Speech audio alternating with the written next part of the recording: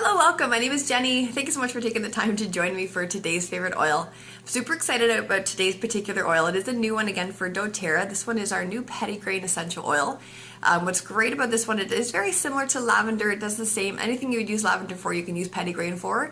But again, it's going to have a little bit more of a herbaceous or a woodsy scent. So if you're not really wanting to smell like lavender, this could be a good substitute for that particular oil. Now this one, as I mentioned, is a new one to doTERRA. Again, we've taken the time to really set up a relationship. We look into where we can get the best particular plants so that we can get the best oils. And then of course setting up our co-impact sourcing initiative, which really allows us to help with building communities as well as increasing income for the farmers. And in this particular case, we're getting Petitgrain from Paraguay. And the initiative that we've set up is also protecting the Atlantic rainforest, which is in eastern Paraguay. So lots of different things that we're really concerned about with doTERRA. Giving back and protecting the planet are definitely up there in our considerations. And again, that's just another thing that I love about this particular company. What's awesome, last night I was actually at the doTERRA recap from the convention. And Dr. Hill was our main speaker, so we got a lot of sciencey stuff for the new oils and a few things about our testing, which was great information. One of the things Dr. Hill mentioned was that when they first discussed sourcing for Petitgrain, he wasn't really interested in it because of the fact that it is so much like lavender. But when he started to look into the different amount of compounds, what he found was lavender has 64 compounds, whereas Petitgrain only has 17. So it shows that you can definitely use Petitgrain for the similar things that lavender will use, but because it's dominant in its compounds, it's actually going to be a little bit more specific to the different conditions that you're using. So another great suggestion in regards to using this particular guy. Now I'm going to go over some of the information that I got from the notes last night. They are a little sciencey, but they're still fabulous, so I want to go over these. It's not quite in our Essential Life book yet, so okay, so as I mentioned with Petitgrain, it is very similar to lavender in regards to the similar outcomes that you would use them for. Again, different scent and the different amount of chemical compounds that are in them.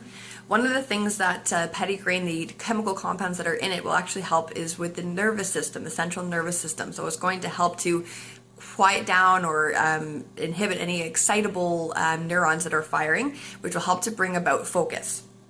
It also helps to inhibit GABA transaminase. I'm sure some of these words I'm not going to say properly. Science. Which is basically, I had to look this particular word up. It's an enzyme that catalyzes chemical reactions. So you'll find that particular, to inhibit or suppress, you'll find those in your epileptic drugs or some of the analgesics. The linalool in this one is also great for helping to regulate sodium-potassium channels. So it helps to decrease action in any different voltages that are dependent from the sodium-potassium channels. That means that it's good for pain. Science.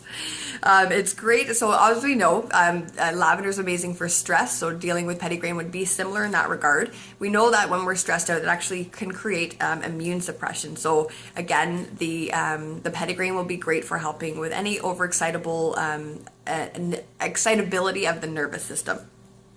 This one's also great for blood pressure. So both the chemical constituents, linalool and linalool, they actually help to create a relaxation of the vascular muscles, and that will help to regulate your blood pressure even when your stressor is still present. So another great one just to inhale and get that reaction. What's fabulous as well, simply inhaling, again, it's getting absorbed in through the blood, through the lungs. It actually helps to restore lymphocytes as well as neutrophils, which are white blood cells, and it returns them back to their normal levels, and that's again just inhaling. It also found to repress 109 genes and enhance 6 other ones. So that's a lot of sciencey stuff regarding Petitgrain.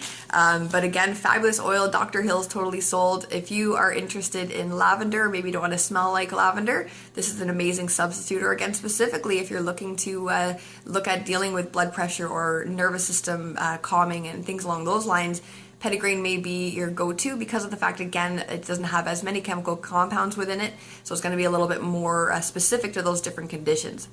If you have questions about this one, of course, I'm still learning about it myself. I know this one has been referred to as the heart of the tree. Pardon. The heart tree oil. So, science. My brain hurts. I thank you so much for watching again today. If you have any questions about this particular oil or any oils, feel free to give me a shout. And I look forward to helping you on your journey whenever you're ready to get going over any of your different recommendations you need for physical or emotional health for yourself as well as your family. And then, of course, going over whatever program's going to work for you best so that you can incorporate this into your lifestyle. I thank you so much for taking the time to watch again today, and I will talk to you again soon. Bye.